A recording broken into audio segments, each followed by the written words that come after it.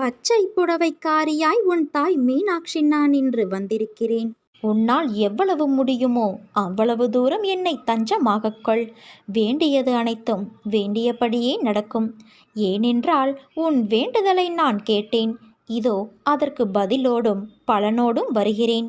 நீ எந்த அளவுக்கு உயர்ந்த இடத்தை அடைய விரும்புகிறாயோ அந்த அளவுக்கு பலரின் பேச்சுக்களையும் கஷ்டங்களையும் கடந்தாக வேண்டும். அதை நீ மறவாதே. உனக்கு எது தேவையோ அது நிறைவேற வேண்டிய அந்த நேரத்தில் நிச்சயம் நிறைவேறும். உனக்கென்று உள்ளது உனக்குத்தான், அது வேறு யாருக்கும் போகாது. அதே போல உனக்கென்று இல்லாதது ஒருபோதும் உன்னை சேராது. நீ மற்றவர்களிடம் எந்த அளவுக்கு பணிவாக இருக்கிறாயோ அந்த அளவுக்கு எல்லா விதத்திலும் உனக்கு அது நல்லதுதானே. அதனால் எந்த வகையிலும் நீ தாழ்ந்து போக மாட்டாய். மனதை நீ வெளி விஷயங்களிலும் எண்ணங்களாலும் திசை திரும்ப விடக்கூடாது. வாழ்வில் உனக்கு கடமையாக அமைந்த வேலைகளை நிறைவேற்றும் வேலையை தவிர கவனக்குறைவிலோ அவசியமற்ற செயல்களிலோ நேரத்தை வீணாக்காதே. நீ யாருக்கும் சிறிதளவு கூட தடையாகவோ தொந்தரவோ விளைவிக்காதே. உன் வேலைகளையெல்லாம் நீயே செய்து கொள். நீ எந்த நிலையில் இருந்தாலும் சரி, எப்படி இருந்தாலும் சரி, எவ்வளவு கீழே இருந்தாலும் சரி, உனக்கு இன்னும் வாய்ப்பு இருக்கிறது. மிகப்பெரிய வாய்ப்பு இருக்கிறது. நீ மனது வைத்தால் உனக்குள் இருக்கும் எல்லாவற்றையும் நீயே சுயமாக சரி செய்து கொள்ள முடியும். உன் மனதின் சக்தி இந்த பிரபஞ்சத்தை விட பெரியது என்பதை நீ உணர்ந்து செயல்பட்டால் உன்னுடைய வாழ்க்கை இனிமையாக அமையும் குழந்தையே. நம்பிக்கையோடு நான் கூறும் வார்த்தைகளை பின்பற்று. அனைத்தையும் உன் அம்மா நான் பார்த்து கொள்கிறேன். நீ வெற்றியின் உச்சத்தை நிச்சயம் அடைவாய். நல்லதே நடக்கும். நீ என் ஆசிர்வாதமும் அன்பும் பெற்ற என் செல்ல பிள்ளை. யார் உனக்கு துன்பத்தை கொடுத்தாரோ அவர் இன்றைக்கு நிச்சயம் நன்றாக இருப்பதை போன்ற தோற்றம் உனக்கு தெரியும். கெட்டதை செய்கிற அனைவரும் நன்றாக இருக்கிறார்கள். நல்லதையே செய்கிற நான் மட்டும் கஷ்டப்படுகிறேனே என எரிச்சலோ கவலையோ படாதே. அவர்கள் காலையில் பூத்து மாலையில் வாடும் பூவை போன்றவர்கள். இப்போது உள்ள மேன்மையிலிருந்து கீழே தள்ளப்படுவார்கள். நீயோ விருட்சத்தை போன்றவர். நீ ஆள வேரூன்றி நிற்பாய். அநேக பேர் உன்னை ஏமாற்ற வந்தாலும் நீ அயர்ந்து போகாதே. எத்தனை இழப்புகள் வந்தாலும் சோர்ந்து போகாதே. நான் ஆழமாக வேர் விட்டிருக்கும் விருட்சம் என்று சொல்லிக்கொள். நீ மலர்களை மட்டுமல்ல, கனிகளையும் தருவாய். அதன் மூலம் வருகிற நன்மை பலருக்கும் பயனாக இருக்கும்.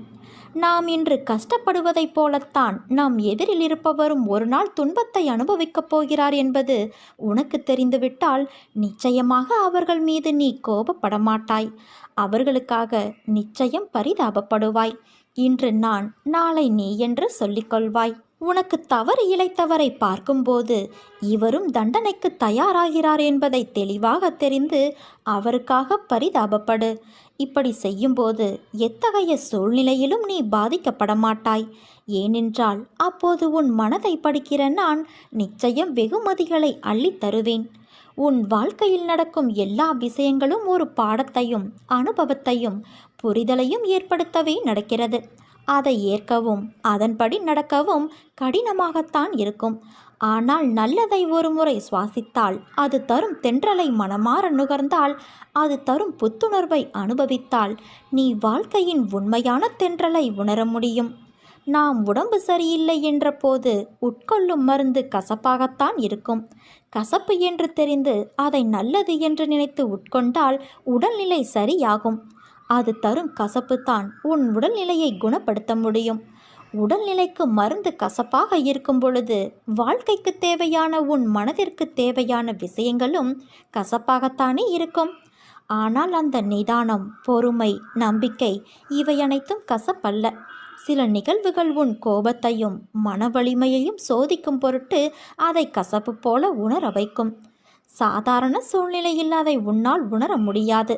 ஆனால் விதிவசத்தால் உனக்கு நிகழும் சூழ்நிலை இவை கசப்பான மருந்தாய் உன்னை உட்கொள்ள வைக்கிறது.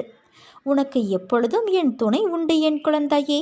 உன்னை என் கருவறையில் வைத்து நான் பார்த்து பாதுகாத்து வருகிறேன்.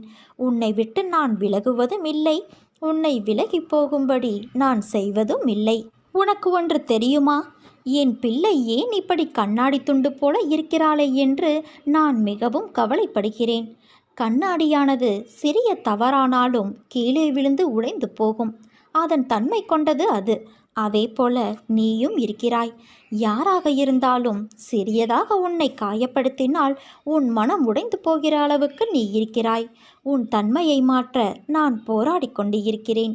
யாரானாலும் உன் மனதை ரணப்படுத்தி பார்க்க செய்யும் சிறிய சொல் சொன்னாலும் நீ அதை கண்டு கொள்ளாதே. அவர்கள் சொன்னால் அது உண்மையாகாது. அதனால் நீ அதை கண்டு கொள்ளாதே குழந்தையே. உனக்கு பக்கபலமாக நான் இருப்பேன். உனக்கான எல்லா வெற்றியும் உன் அன்னையான நான் உனக்கு தேடி தருவேன். என்றும் நான் உனக்கு துணை நிற்பேன். உன் விருப்பங்கள் நிறைவேற வேண்டும் என என்னை அன்போடு கேட்டுக்கொண்டதை உன் அன்னை நான் நிறைவேற்றப் போகிறேன். நீ எதற்காகவும் எந்த சூழ்நிலையிலும் கலங்காதே குழந்தையே. நீ என் உதவியையும் வழிகாட்டுதலையும் நாடினால் நான் உடனடியாக அதை உனக்கு தருவேன். ஒருவர் கஷ்டத்தில் இருக்கும்போது மனதார இவர் நன்றாக இருக்க வேண்டும் என நீ ஆத்மார்த்தமாக என்னிடம் பிரார்த்திக்கும் மனம் கொண்ட உன் எதிர்காலம் அருமையானதாக இருக்கும். நீ பிரார்த்திக்கும் அனைவரையும் நான் வாழ வைப்பேன். என்ன நடக்க வேண்டும் என்று நேற்று இரவு நீ பிரார்த்தனை செய்தாயோ அது நடப்பதற்கான சூழல் உருவாகப் போகிறது. நீ எதை கண்டும் அஞ்சி ஒதுங்கி இருந்தாயோ அது முடிவுக்கு வந்துவிட்டது. துணிவே துணையாக நீ புதிய முயற்சிகள் செய்ய போகிறாய். உன் முயற்சிகள் வெற்றி தரும். நீ இப்போது தொடங்கும் காரியங்களில் வெற்றியை முழுதாக அடுத்த 2 மாதங்களில் காணப்போகிறாய். உன் கடமைகளை நீ சரியாக செய்கிறாய். அதை உணராமல் குறை சொல்வது சிலரின் இயல்பு. அது உன் முன்னேற்றத்தை தடுக்காமல் பார்த்துக்கொள். உனக்கு நல்லது நடக்கப் போகிறது. உன் வாழ்க்கையில் நீ சிந்திய அத்தனை கண்ணீருக்கும் நான் கொடுக்கும் சீதனமாய் உனக்கான எல்லா அம்சங்களும் நிறைந்த எதிர்காலம் காத்து கொண்டு இருக்கிறது. நடப்பது அனைத்தும் நன்மைக்கே என்று நினை. நிச்சயம் நீ பூரண ஆசீர்வாதம் பெறுவாய். நான் உன்னை விட மாட்டேன். என் குணநலன்களை, என் மகிமைகளை, என் லீலைகளை எப்போதும் நினைப்பவர்கள் தாமரை மலர் மீது வண்டு மொய்ப்பது போல அவர்கள் என்னிடமிருந்து பக்தியை வளர்த்து கொண்டே இருப்பார்கள். நீ நீயாக இரு. யாரையும் சார்ந்திருக்காதே. உனது வாழ்க்கையை நிர்ணயம் செய்தவள் நான்.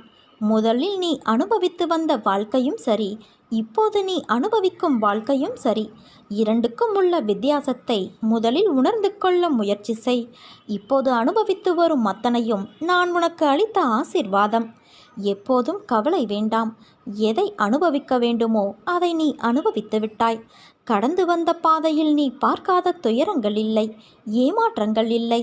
நீ விரும்பிய வாழ்க்கையையும் என்னால் மட்டுமே உனக்கு திரும்ப வழங்க முடியும். நீ வருத்தப்பட்டது போதும் குழந்தையே. உன்னை பார்த்து விலகியவர்கள் தேடி வரும் நேரம் இது. உன்னை தூற்றி பேசியவர்கள் தன் தவறை உணர்ந்து தேடி வரும் நேரம் இது. எதற்காகவும் எப்போதும் அஞ்சாதே. நான் உன் முன்னே அமர்ந்து கொண்டு இருக்கிறேன். நான் இருக்கும்போது நீ எதற்காக கவலைப்படுகிறாய்? தேவையற்ற குழப்பங்கள் வேறு. இதனால் நீ அதிக வருத்தத்தோடு இருக்கிறாய். உன்னை தினமும் வழி நடத்தி செல்லும் நான் அனைவரும் வியக்கும் வண்ணம் வாழ்க்கையில் உன்னை உயர்த்த மாட்டேனா? நிச்சயமாக நடத்தி காட்டுவேன். பொறுத்திருந்து பார். அன்பாக பேசு, அரவணைத்து பேசு. கோபம் கொடியது. அதை விட்டுவிட்டு என்னை பார், என் கண்களை பார். என்னை சரணாகதியடைந்தால் நான் உன்னை பாதுகாப்பேன் குழந்தையே.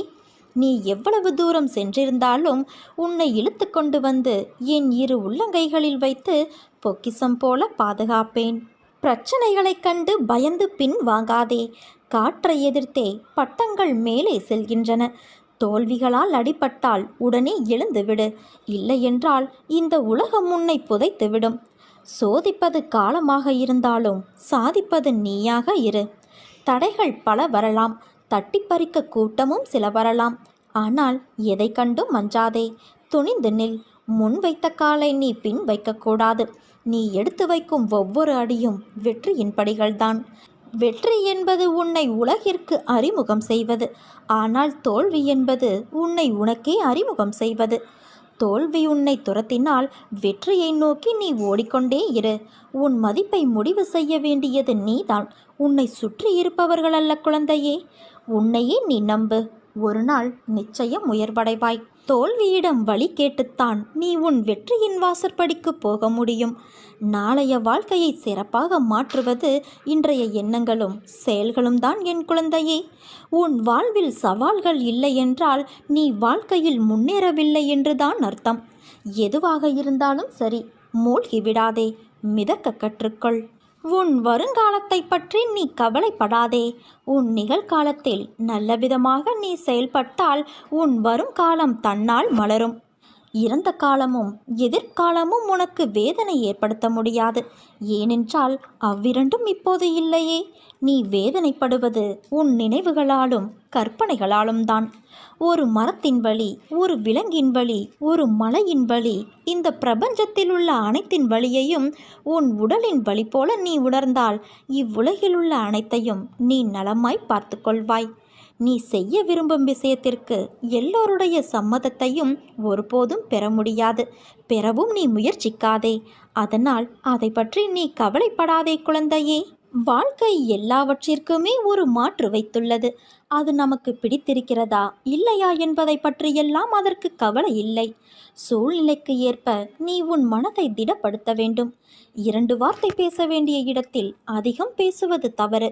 ஆலோசனை கூறும்போது உன் கருத்தை பிறரிடம் கூறி சொல்வது தவறு.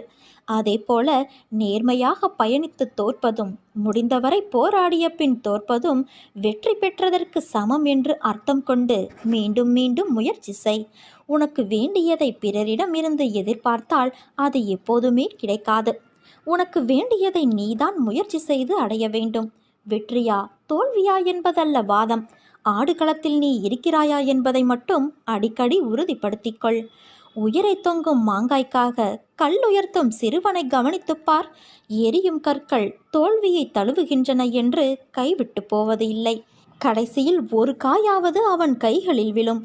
அதுவரை அவன் களைப்படைவதில்லை, அவன் கரமும் மனமும். அதேபோல உன் தோல்விகளையே கற்களாக்கி கவனம் சிதறாமல் வெற்றி கனியை குறிப்பார்த்து எறிய கற்றுக்கொள். எத்தனை முறை கல்லெறியப்படுகிறது என்பதல்ல கணக்கு, கனி கைவசப்படுகிறதா என்பதில் இருக்க வேண்டும் உன் கவனம். வெற்றியை கொண்டாட எவராலும் முடியும். தோல்வியை ஏற்று துவளாது இருக்க ஒரு சிலரால் மட்டுமே முடியும். அந்த சிலரில் ஒருவனாக நீ இருந்தால் வெற்றி கோப்பை விரைவிலேயே உன் கையில் கிட்டும். வெற்றி முழக்கம் உன் வீட்டு வாசல் கதவை தட்டும். உன்னோடு உன் அன்னையான நான் இருக்கிறேன் என் குழந்தையே.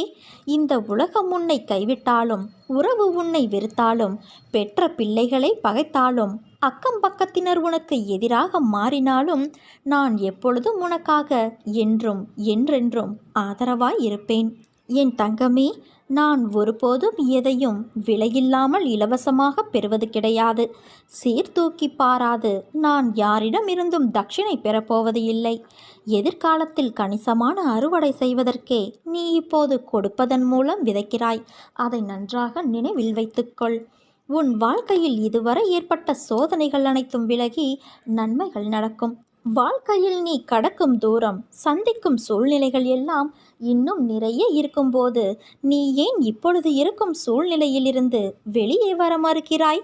உன் வாழ்வில் இன்னும் வியப்பூட்டும் அனுபவங்களும் ஆர்ப்பரிக்கும் சந்தோஷ உணர்வுகளும் நிறைய இருக்கிறது. அதையெல்லாம் நீ அனுபவிக்க வேண்டாமா?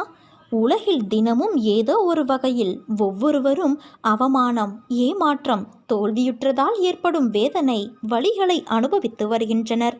வாழ்க்கையில் வெற்றி பெற நம்பிக்கையோடு இவற்றையெல்லாம் நீ எதிர்த்து போராடத்தான் வேண்டும். உன் வாழ்க்கை சோதனைகள் நிறைந்து மட்டுமே இருக்கும் என்று நீயே முடிவு செய்யாதே. ஒரு செடியின் அடித்தளம் திடமாக இருந்தால்தான் ஆரோக்கியமான மரமாய் அது உயர்ந்து நிற்கும். அதே போலத்தான் உன் வாழ்க்கையிலும். இதை மனதில் கொண்டு நீ செயல்படு. பிறர் உன்னை உதாசீனப்படுத்திய நிமிடங்கள், துரோகம், வஞ்சகத்தால் நீ சிந்திய கண்ணீர் அனைத்தும் வண்ணமயமான வெகுமதிகளாக உன்னை வந்து சேரப்போகிறது. இனிமேல் எல்லாம் ஏற்றம்தான். இது உன் அன்னையான என்னுடைய சத்திய வாக்கு.